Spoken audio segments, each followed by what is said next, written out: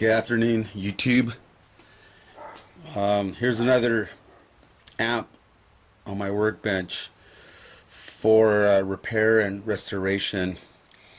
It's a 1971 Super Lead, and the customer states he wants the filter capacitors changed and any modifications or components that don't belong in the amp removed and replaced with mustard caps, and to restore it as close as possible to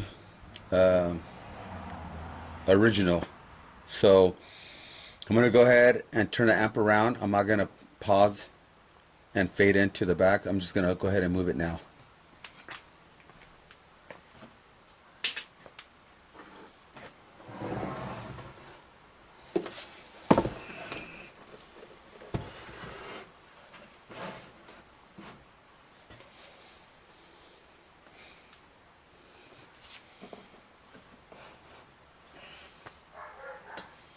Alright, so as you can see, the tubes that are in here are some 68.7s.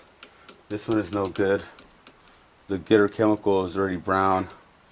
These look okay, but we'll test them. So we have, it looks like it's an original transformers on here still. The choke is also original, looks like it. And we'll look at the preamp tubes in a second. Give me 1 second, guys.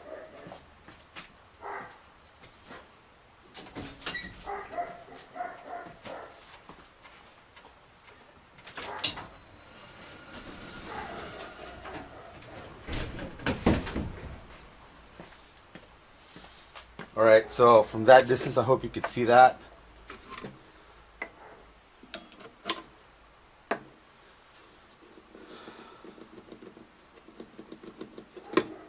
Here's tube number 1, tube number 2, and tube number 3. So tube number 1, it looks like it's a Sylvania, one of the older ones that look like they're maybe GE, but they're all three of them are Sylvanias. So as you could check them out. I don't know if this is going to help.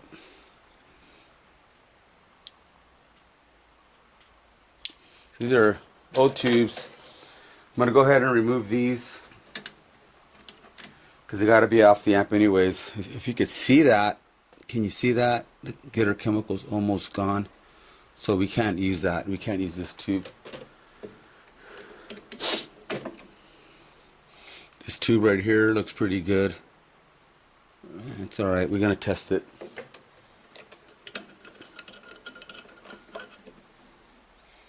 This other tube here looks alright.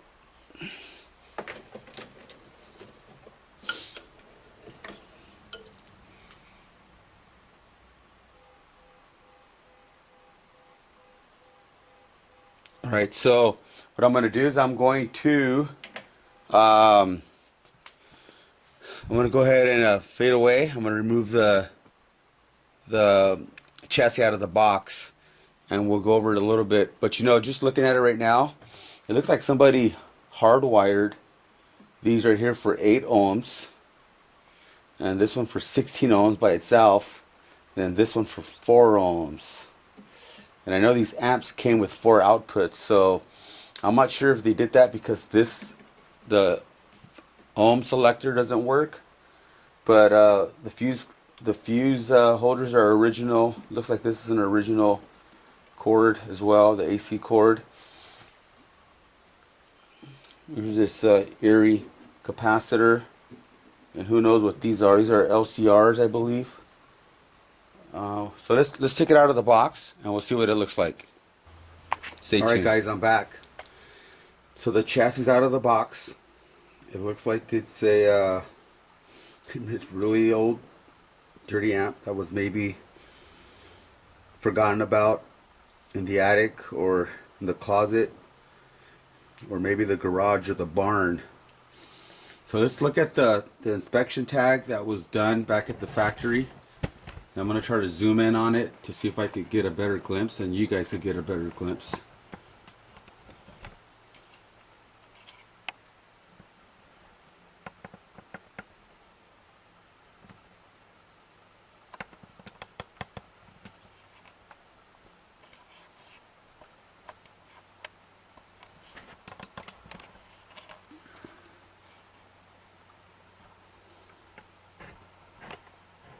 Alright, well hopefully you guys can see that. So, we have, where's my pointer at? Alright, well I'll use this for right now. So we have an amp that says here, assembly, that says 100 watt.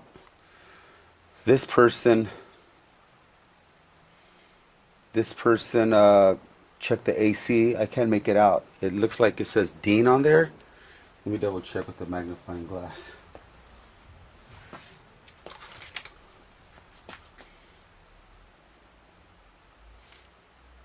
I think it says Diana. Saudia? Something like that maybe? I'm not sure. It's hard to tell. The tag board, the person who did it, looks like it was a stamp. That stamp faded away. Then back panel was done by Rosemary. I think it says June right here. And then the test 1445. I'm not sure if that's accurate or not. But here it says A, this is faded out, M, then I'm not sure if that's a 193. There was some other stuff here, like there's a D there. So the amp is pretty old. Like I said, it could have been stuck in a barn. So in somebody's tub, maybe. So I'm gonna go ahead and zoom out.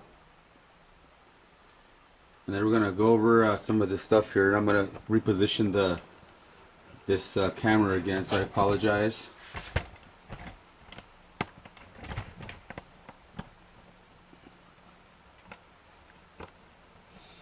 Alright, so if you guys could see, in here, this brown preamp tube socket was replaced, and a dead giveaway is the screws.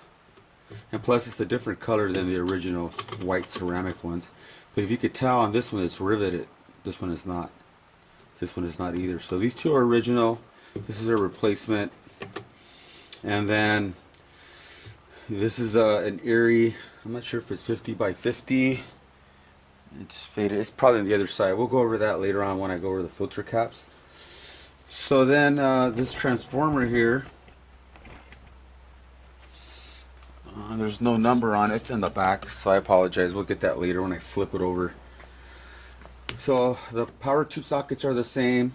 It looks like these were replaced.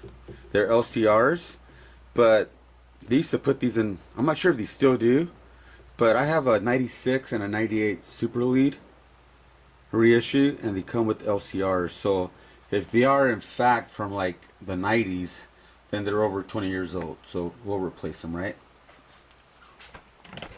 And then we have the power transformer, and the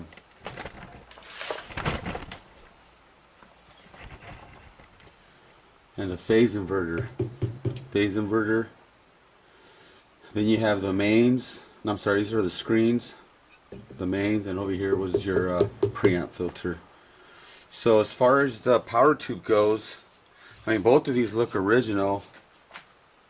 And the power tube, the power transformer, it had like a little decal here, so it's not there.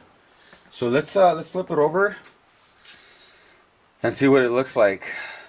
Just by the looks of it, by the outside, it looks like it's gonna be a disaster. So I'm not gonna get off camera. I'm just gonna flip it over.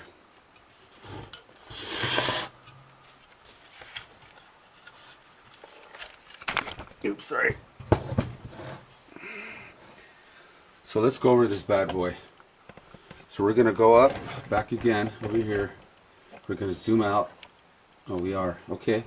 So we could do it in sections. You know what, let me flip the orientation of the amp the other way because I'm used to going over the amp from where the signal comes in. So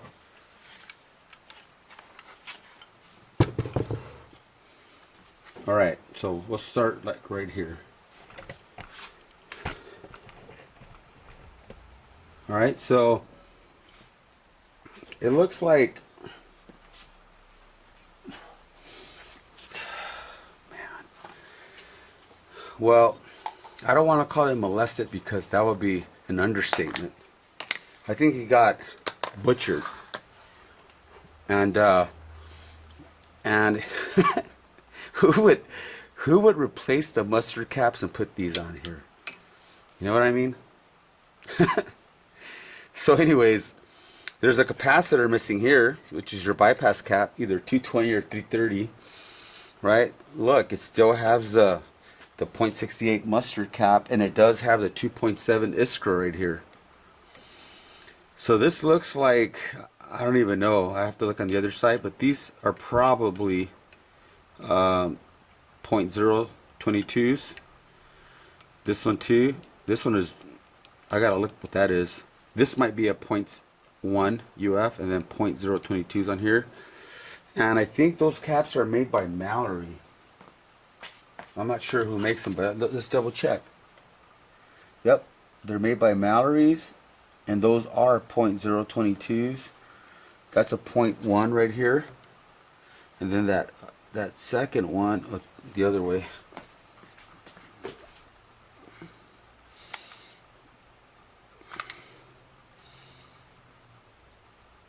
A 0.1. Wow. Okay, so that's different. So here it looks like they charted. I think they did a 2203 on it. They modded it to a 2203, and that's what it looks like. Because you have a wire from here, from your mixers. And it has two capacitors, two capacitors, silver micas, and it's jumping over here like you would on a 2203. Then that yellow wire that comes from here goes over here on a 2203. It's just hardwired to here, to this capacitor. So anyways, I'm going to take some pictures of it, and then I'm going to replace all the capacitors with mustard capacitors. So I'm gonna replace all of these. Oh yeah, this is another one. I don't even know what that is. That's probably a 68. So these are fire resistors. These are good. I'm gonna leave those in there. These are 47K fire resistors. This is a fire resistor. This is a half watt. I'm gonna put 1 watts here. I don't have any Iskra, so I'm gonna use some resistors that I have confidence in. So, and then over here, I'm going to replace the whole section here, and that's the correct resistors, and then see if I have a mustard 0.68 to go here. I'm going to get mustards here. This is a 33K resistor made by Iskra, so that's original. These two 10K resistors are original. These are fire resistors. I'm going to double check the value because it could be off. 10K, that's correct. 1 meg, 470, 1 meg. And then here, the bias splitters right here, the 22K, I'm going to leave those in there. I have a 8.82K right here. And then I might have a short lead 100K resistor. So I'm going to remove this one and put it over here.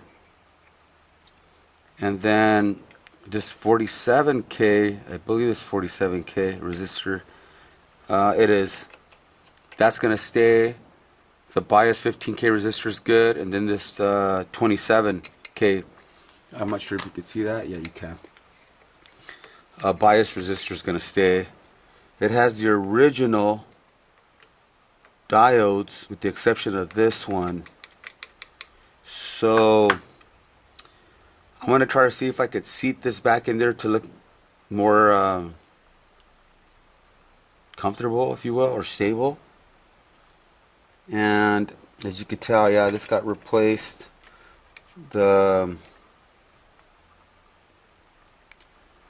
These heater wires got moved a lot right here. It's probably when they replaced this right here.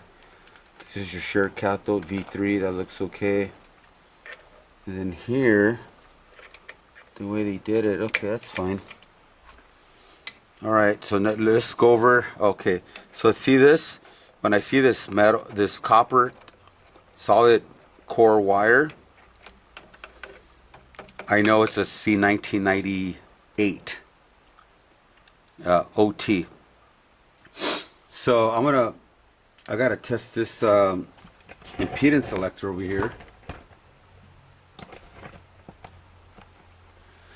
I gotta test this. See, it's not even connected because the customer wants me to. I'm gonna put it right here because this is not an original one. These are, so I'm gonna remove this and install a post excuse me, post phase inverter master volume. So these 22K resistors come out, but I'm gonna save them because they're probably still good. And then this 8.2K, looks like something fell on it. It could have been just flux, like a soldering iron touched it. Yeah, that's what probably happened, because you see this connection right here? You probably went like that and tagged it right there. It happens. So I'm not sure what the value of these are. Are we in it? Nope, we're not in the screen. Right here, the mixers. Looks like maybe 470.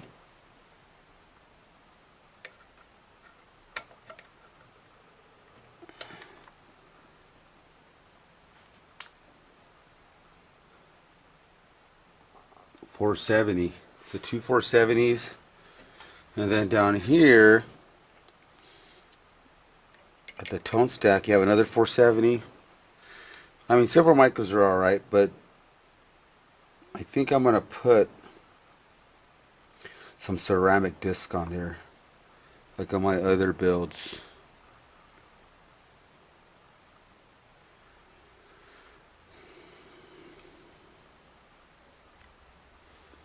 So I might replace the bias capacitors too. They're pretty old, 71. I mean, I don't know, because he's gonna put some new vintage tubes on there, some old glass, and if these fell, you'll be pretty pissed. I mean, I would too. And I gotta rewire these over again. Especially, yeah, this one. This pot right here, your the normal channel pot, looks like it got replaced. And then this pot right here, for the bright channel, it looks like the input lug, which is pin number 3, broke off. It broke off, so it you can't use it. The treble is the original pot, the mids is original, the bass is original, but it has a lot of the presence got changed to something else. I might have to replace that too, because the way the guy did it, or whoever did it, it just looks different. Kind of like a rush job or something, like just get it over with. So we're not going to do that. We're going to take our time. The inside looks really good. I'm surprised. Looks really good. So I am going to start unsoldering stuff, and then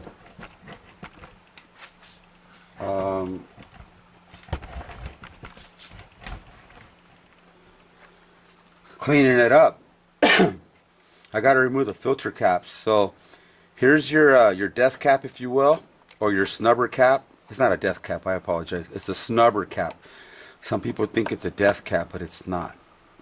So back in the day, when people used to use 3-prong, so for example, this one has a 3-prong. And if I insert it, it's going to go in correctly because there's 3 prongs in there, right? So it's going to guide you to do the right thing, if you will. So if it's hooked up correctly, and then I change the polarity, this thing is going to hum. It's going to start to hum because then it reversed the polarities. So that's why they went to 3-prong, and this thing is still connected. I'm going to leave it alone. I don't see any reason to move it or do anything to it. Let's see here, what else? Wow. This person turned the soldering lugs and joined them together so you won't run a bridge across. This one too, that one too, this one too. Okay. Well, that's kind of, it's kind of weak to do that. You know what I mean? Why would you do that? To save some time, some wire? So anyways, it has the original, those bat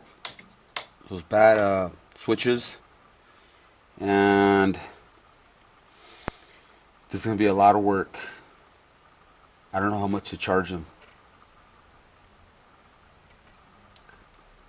Like $1,000 maybe.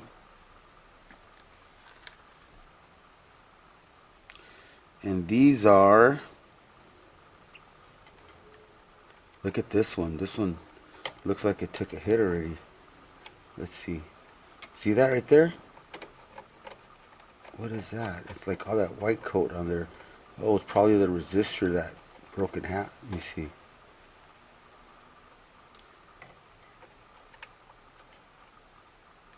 Yeah, the resistor's like open right there. So I don't think I have 1K resistors like this. So I'm gonna have to replace them with the white resistors that I carry that are also like old school, and they're like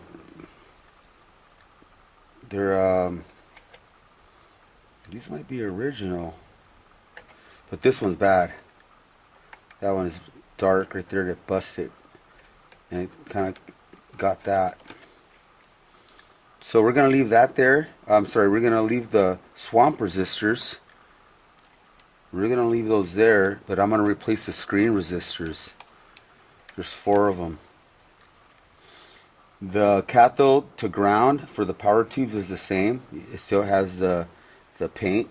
So I'm not gonna add any resistors on there because the owner has a one of those expensive bias probes. The heater wire is also solid core, and it hasn't been messed with.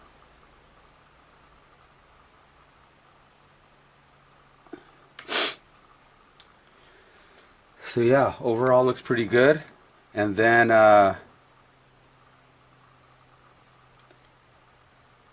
neutral wire got replaced one time, or something happened here. So I'm gonna do, someone just tagged it on there. So I'm gonna clean it up and then wrap it around, then apply a little bit of paint on there. I don't have the correct paint for here. This looks like it's a red, and if someone does, someone knows, let me know. That'd be cool to have that. So I think it's time to get to work. So I'm not gonna show all the, you know, me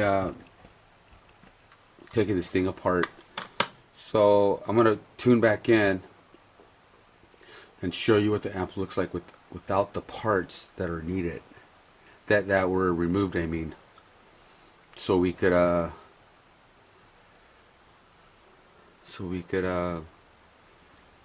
show you what it looks like without these, you know, capacitors.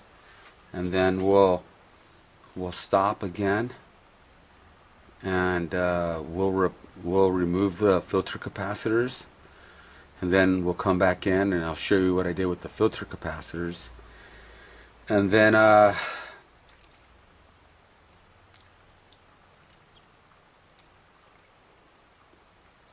and then we're going to form the capacitors. Actually, I'll come back in when I have all this removed, talk about it. Then I'm going to rewire it because it's not wired correctly anymore. They did a mod to it. Rewire it and then come back in and show you what happened. And then at the same time, we go over the filter caps. All right, so another long video. All right, guys, stay I'm back. tuned. I went ahead and moved forward with the amp, so I didn't really do too much documentation on the previous stuff that I said I was, so I apologize. But I installed mustard capacitors on the amp. Most of the capacitors that I installed, I bought a long time ago. When I would travel to different places, and I would just look around, and I would find a lot of things that way. But these are mini watt mustard caps. They were made in Brazil. They have the same specs as a Muller mustard cap because Philips owned a factory in Brazil as well. So it's a standard super lead setup. So what I have, I'm forming the caps right now, by the way. So what I have right now is this already was in the amp, if you could see that, and then I added a 0.022, and then I added a 0.0022 like a super lead specs. I added this 0.68 bypass capacitor here at the cathode follower, and I added that 820 resistor. I added a 820 resistor here, and I added a REFA 250 UF capacitor, bypass capacitor. At the tone stack, I also used 22 NF, which is 0.022 UF capacitors. I added a 470 capacitors here, but they measured approximately just a little bit over 500, which is okay. It has a 33K resistor for the tone stack. I have a 0.022 UF capacitor here that goes for the treble, and then I have a 0.1 UF mini watt here, and then for my bias capacitors here, these are 0.022. As you could tell, I already installed the post phase inverter master volume. I tested it before I turned the amp on, and to make sure that I have negative bias here, at every point here, and right here at the center, and then at the swamp resistors. So you want to make sure all that's working correctly. Let's see, what else did I do? I added a 47K resistor here for your negative feedback, and then I added these two new bias resistors to bias the amp. These are 10 UF 160 volt CD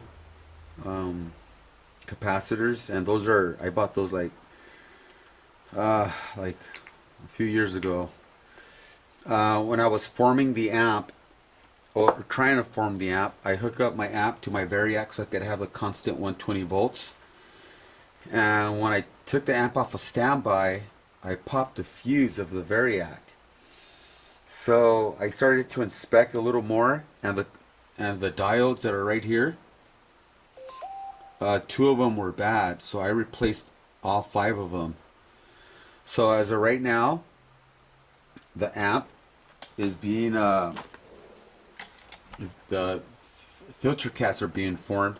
So I removed the filter caps that were on there, and this is whoever did the work last did this to the capacitor. He added those two together, and then I removed the solder and faced them the right way. But these are no good. I just did that to show you guys. But what I also did, I'm going to move the camera. I replaced that first preamp tube socket, And I didn't want to use the same screw that was on there, so I actually added a rivet on both of them just to keep the aesthetics of the amp. And then right now I am forming the capacitors.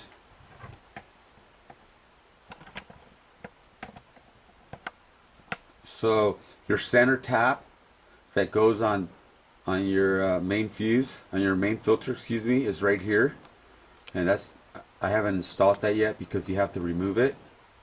And then the wire that comes from your rectifier here that goes to this filter cap that's right underneath here, I add a 100K resistor and I'm measuring across, which will tell me how many volts I'm getting. And then right now I'm going to get another multimeter and check the filter caps, and they can't be off no more than 60 volts.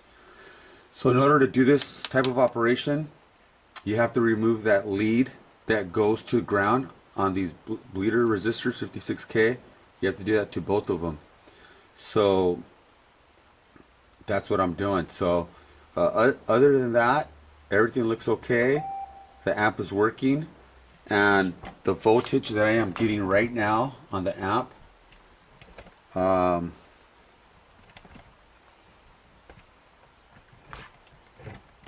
forming the capacitors, I am getting 530, 36. It fluctuates. So earlier I had 3.3. So the goal is that you go under 5 volts, and it's in direct current, guys. Then the filter caps are formed, but I'm gonna see if I could go all the way down to 0. So as of right now, it's at 5.3, and oh, you know, I also replaced the screen resistors, because one of them, the one that was right here, was it looked like it burst open, and I was surprised. The owner said that the amp was making an odd sound when he tried it. So I'm going to oh, by the way, I did replace all the pots. All the pots were bad on the amp. They were just really beat up and had so much calcification, and they were off by a lot. But here's one of them. Let's see, this is this pot is a 1 meg CTS. So it's they're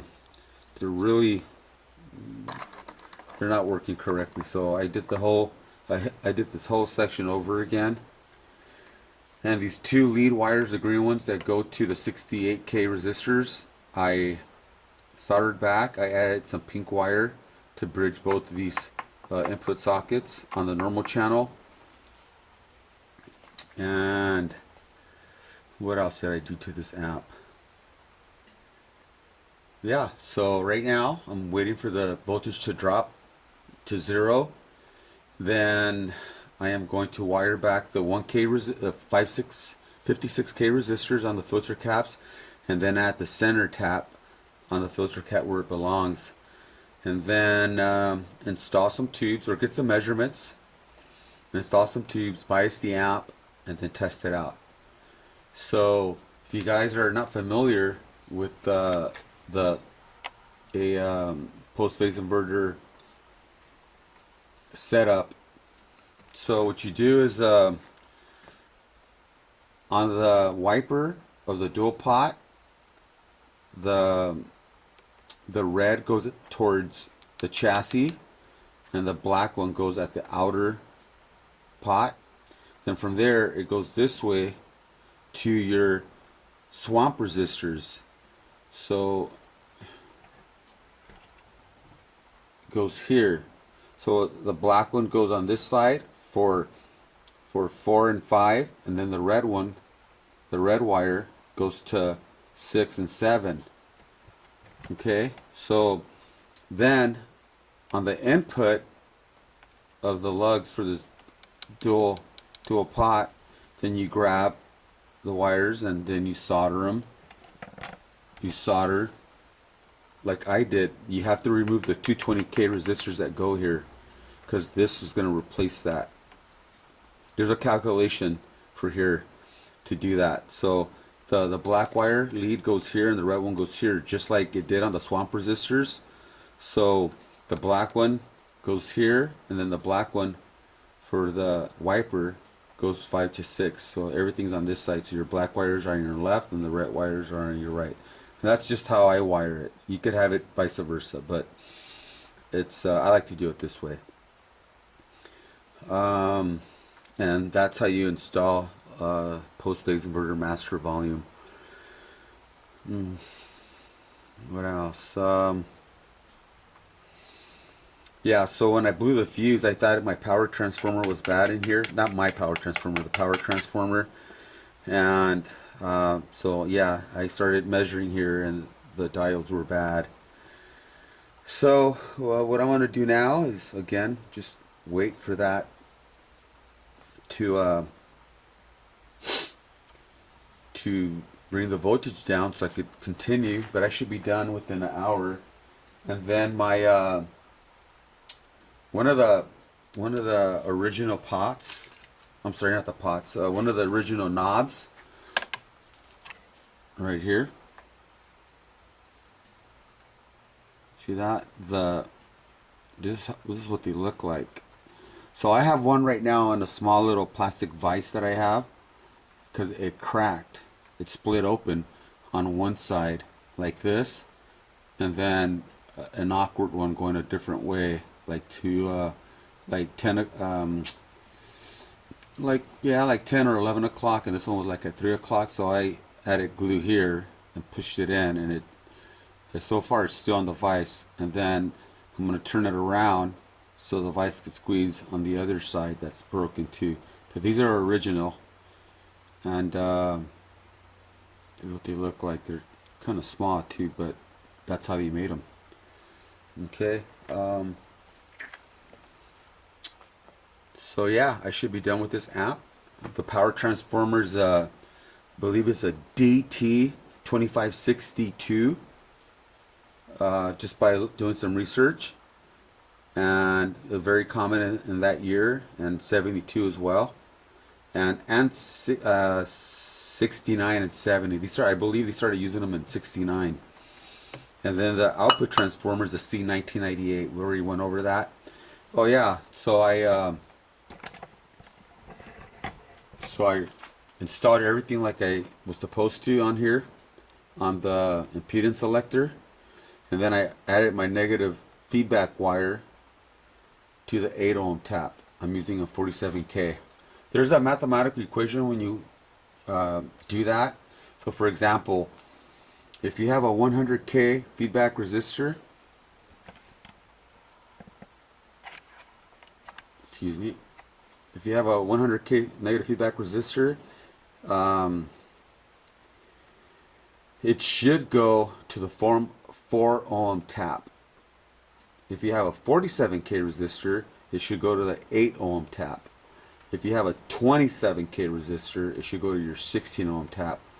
But I used to wire the purple wire onto the input of the hot wire, if you will, of the jack, and that way it's always hooked up regardless of which ohms you use as far as impedance. But I noticed that when I did that and I was using a 16 ohm cab, the amp would be a little bright. And then when I went to, let's say, a 8 and I had a 47K resistor, the amp sounded a little bit thicker, a little tighter. And when I had a 27K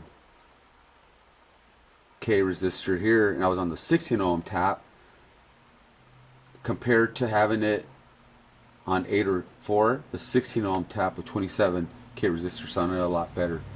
So even if you're not using a 16 ohm, or let's say like right now I'm hooked up to a 8 ohm tap right here, my negative feedback resistor, and let's say I'm using a 16 ohm cab, it still affects the sound. It doesn't really matter, but that's how it's supposed to be wired.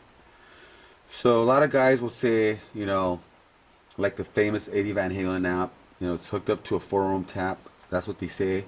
And then they use a 100K resistor here, but that's not even. There's a guy in the valley that says that's where it goes. But then in a later video, he says, "Oh yeah, no, a 47K negative feedback resistor as opposed to a 100 that he mentioned earlier in past videos." So it's all on your ears. So what you want to do. Okay, so I am almost done. So I'm going to show you guys one of the diodes that I removed.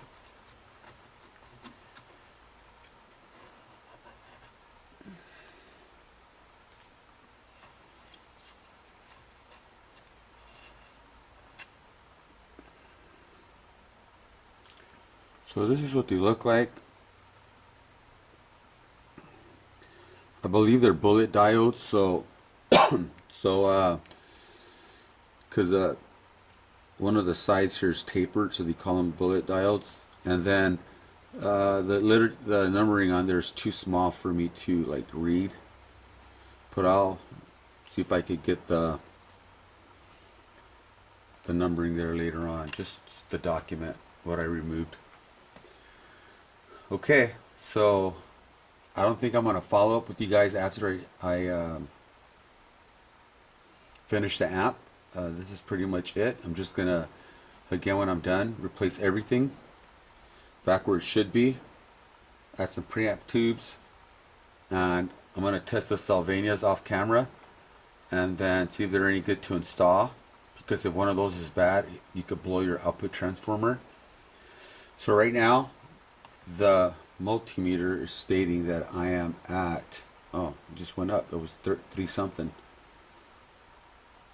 Alright. Well, I'm almost done. So, anyways, thanks for hanging in there. If you guys are not subscribed to me yet, go ahead and do that. That would encourage me to make more videos and document more vintage amps that come into the shop for me to repair, restore, or modify. So, thanks again.